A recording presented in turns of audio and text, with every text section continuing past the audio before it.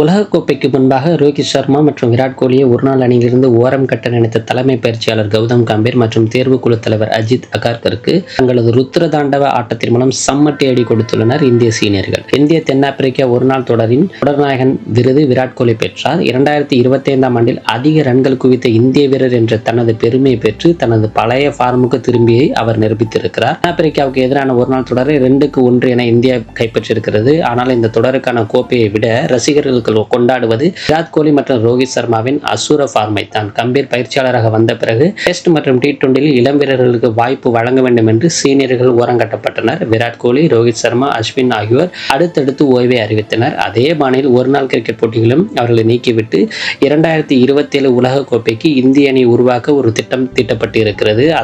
ஆனால் ராஞ்சி, ராய்ப்பூர் மற்றும் விசாகப்பட்டினம் என 3 மைதானங்களிலும் ரோஹித் மற்றும் கோலி காட்டிய அதிரடி அந்த திட்டத்தை தவிடு பொடியாக்கியுள்ளது என்றே சொல்ல முடியும். இந்த தொடரில் விராட் கோலி வெளிப்படுத்திய புள்ளி விவரங்கள் இளம் வீரர்களை மிரள வைக்கும் வகையில் உள்ளது. இந்த தொடரில் விராட் கோலி 3 போட்டியில் எடுத்த ரன்கள் 302 ஆகும். இதன் சராசரி 151, ஸ்ட்ரைக் ரேட் 117. 3 போட்டிகளில் 2 சதங்கள் மற்றும் 1 அரை சதம் என தொடர் முழுவதும் ஆதிக்கம் செலுத்திய கோலி தான் ஒருநாள் கிரிக்கெட்டின் ராஜா என்பதை மீண்டும் நிரூபித்துள்ளார். இவர்களை அணியில் விட்டு நீக்கினால் இந்திய அணிக்குத்தான் இழப்பு.